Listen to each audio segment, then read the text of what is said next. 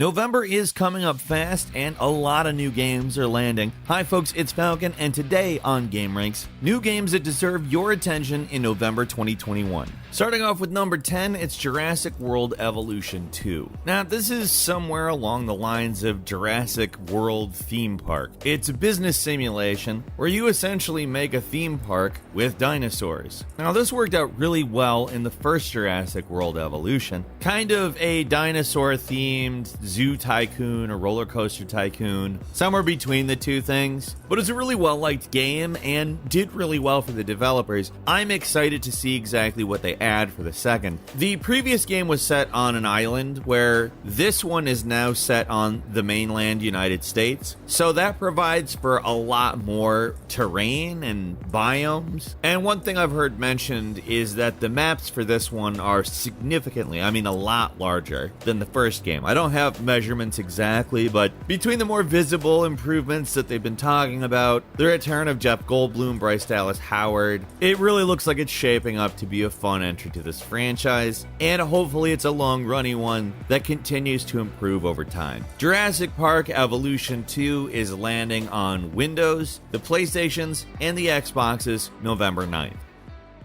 At number 9 is Sherlock Holmes Chapter 1, which is a really interesting open-world investigation game that explores an era of Sherlock's existence that really no other story has in any depth explored.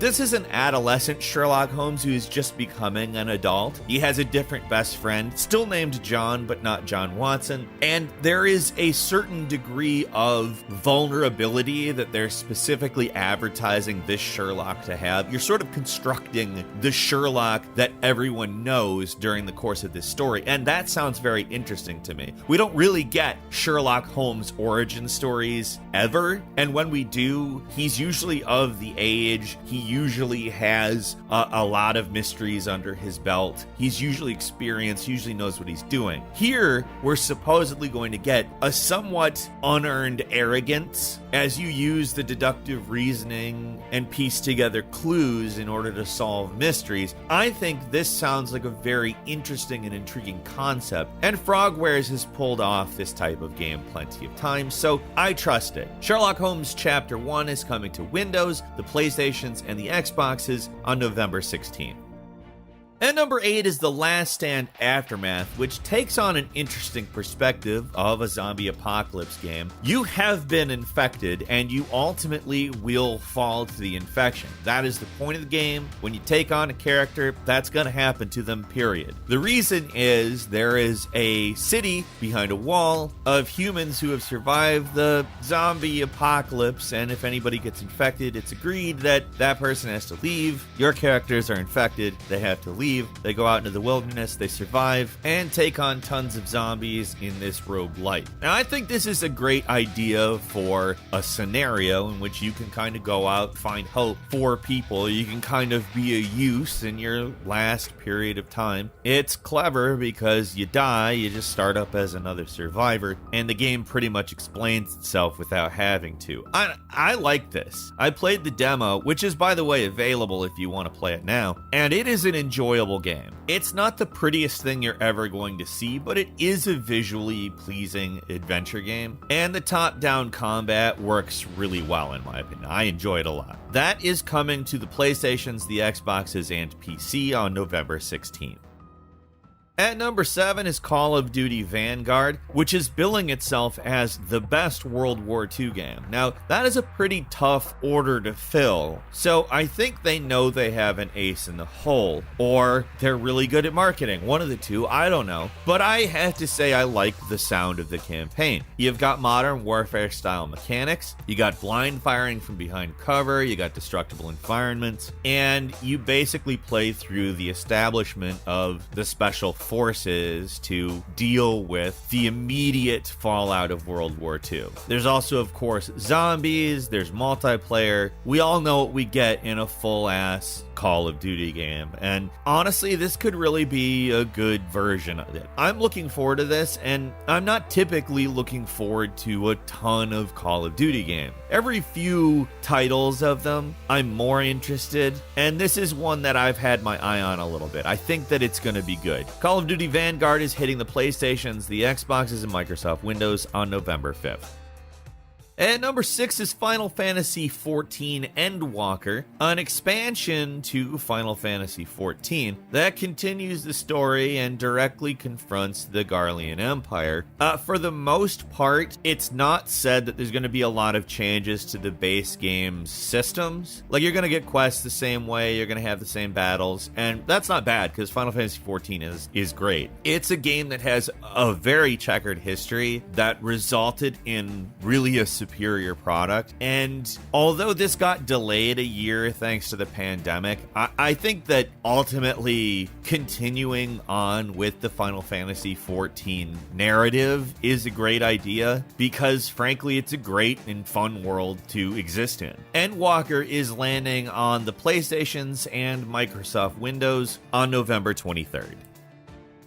At number 5 is Shin Megami Tensei 5, the overarching series that the Persona games are a sub-series of. The setup you will probably find familiar if you have played any of these games before, whether Persona or the mainline series. The player is a high school student who's investigating demons with some friends. This version of it transports you from modern-day regular Tokyo to an alternate universe, post-apocalyptic Tokyo, and the event ends up bringing these demons through to your Tokyo, and the whole story ensues. Obviously, Atlas really knows what they're doing with RPGs, and this and Persona have always been great series. I have no doubt this will be a fantastic RPG. It's for the Nintendo Switch, and it's landing on November 12th.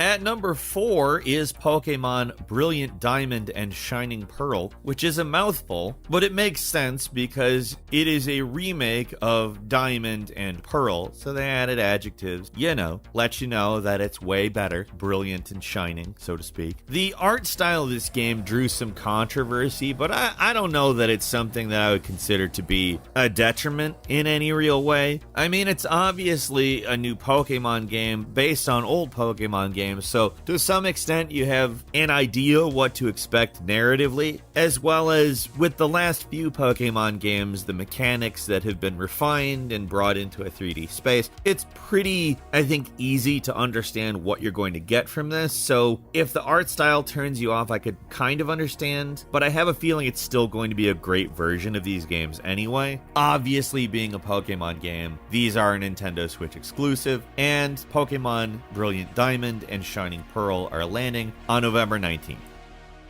And number 3 is Battlefield 2042, a game that in its beta did cause some controversy by being not particularly stable. DICE has made claims as to having fixed the issues that were brought up during then. This one is solely multiplayer, so they better have. The total lack of a single-player campaign means that they don't really have a lot to lean on if the multiplayer is buggy and bad. Now, keeping in mind the beta was fairly limited and held back by those problems that they claim to have fixed, it may not be a good representation of the game, and Battlefield at its best is always fantastic, really. It's a great first-person shooter, usually known for good level design, and some of the ideas sound like interesting modes in terms of styles of competition. Interestingly enough, the next-gen stuff, PC, PS5, Xbox Series X and S, they'll support 128-player games, while the PS4 and Xbox One versions are only going to support 64 players at once, as if that's a small amount of players. And Battlefield 2042 is coming to all of those platforms on November 19th.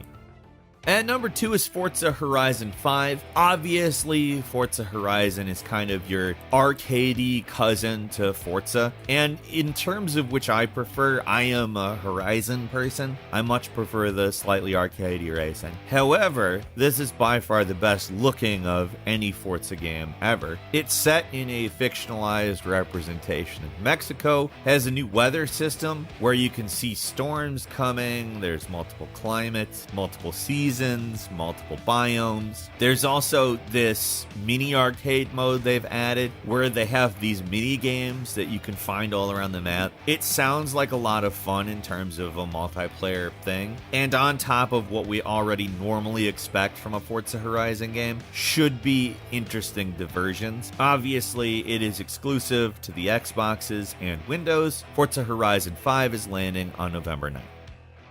And finally, at number 1, probably one of the biggest releases of the year, the Grand Theft Auto Trilogy Definitive Edition. We've already talked a lot about this. We did a video about the differences between the original games and these versions, and we're all pretty excited for it to be able to go back through Grand Theft Auto 3, Grand Theft Auto Vice City, and Grand Theft Auto San Andreas with better graphics without losing the look and feel of the originals, while also modernizing the controls so that they play more like the contemporary Grand Theft Auto games. I think it sounds like the best of all worlds combined into one package, and it's coming out on pretty much everything. Grand Theft Auto, the Trilogy, the Definitive Edition, is coming to the PlayStations, the Xboxes, Nintendo Switch, and PC, digitally November 11th, and then on different dates for physical releases and on mobile, which will come next year. That's all for today. Leave us a comment. Tell us what you think. If you like this video, click like. If you're not subscribed, now's a great time to do so. We upload brand new videos every day of the week. Best way to see them first is, of course, a subscription, so click subscribe. Don't forget to enable all notifications, and as always, we thank you very much for watching this video. I'm Falcon. You can follow me on Twitter at Falcon the Hero. We'll see you next time right here on Game Ranks.